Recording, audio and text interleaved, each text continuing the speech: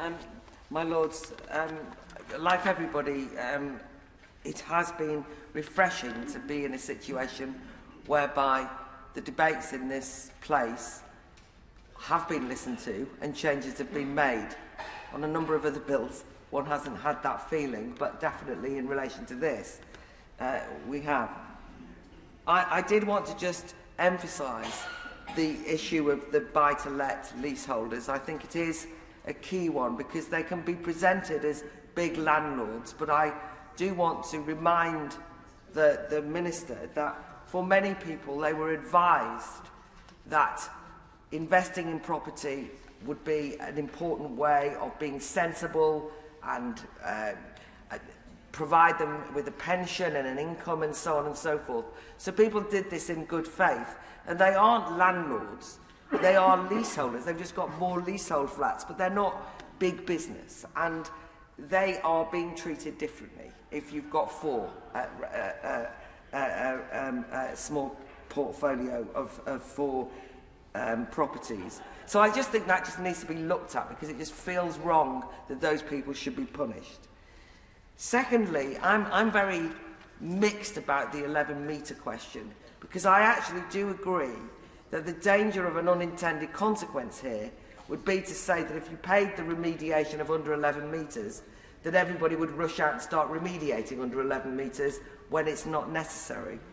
But I do want to say to the noble Lord the Minister, I'm delighted to hear your pledge, which I hope we'll all keep you to, which is anyone having a problem here under 11 metres, you know, get in touch, right, if you're being charged. But there is this problem of the issue of sales and people feeling that they've got unsellable flats. I think the noble Lord Blencathra has mentioned that. I think it was he that mentioned that. And I just think that's the approach that I want to feel we leave this bill with, which is that leaseholders can come to you with these kind of problems that are unintended consequences. Now, I was one of the people who was very enthusiastic about having a review. We didn't go down that route of having some kind of a review. But I think that if there's an ongoing review situation, so the unintended consequences of what, in the end, I think has been a bit of a risk-averse panic over the last few years, which I understand, which is that everything is a fire risk, has led to these not keeping people safe, but making people very poor and not solving the safety problem. So let's hope, therefore, that things like consultations and these kind of questions will be taken seriously. Because one thing that I have heard consistently from leaseholders is that whilst there's a lot of talk about listening to leaseholders or listening to tenants, because we heard that post-Grenfell, because we all know that the Grenfell residents had tried to raise issues, were ignored and so on, that they still don't quite feel that they've got a way of having a voice.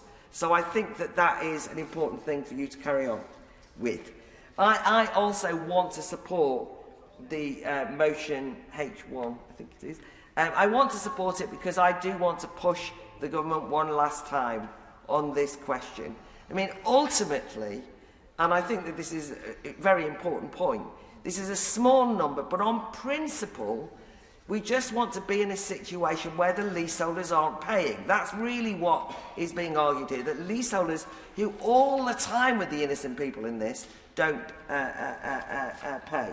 And finally, just to state, because I think this can get lost, even though I've tried to represent the voice of some leaseholders at least, and particularly the leaseholders from Tower Hamlets, where I know in particular the Lib Dems have been very brilliant actually at raising all of these issues, and it's an area where there's more problems with the leaseholder question than anywhere else, greater remediation. I think that I've been really inspired by that. I also want to remind us all that I want more houses building. I mean, more than any, I mean, this is like a huge, important part of whether it's levelling up or whatever it is. I mean, you just need more houses building. And I'm always being concerned that we didn't do anything that would destroy the construction industry or end up having this outcome of no houses being built or risk aversion in house building.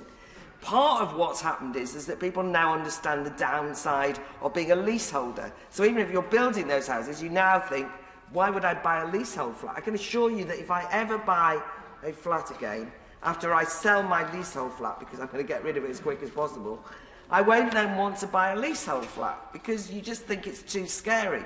So I'm hoping that we will have, in the next parliamentary term, a chance of discussing leasehold in more detail and reforming it, and also more initiatives that will mean that we have more houses built, but in collaboration with people like leaseholders advising on some of the pitfalls of building too quickly and cutting costs and cutting safety concerns.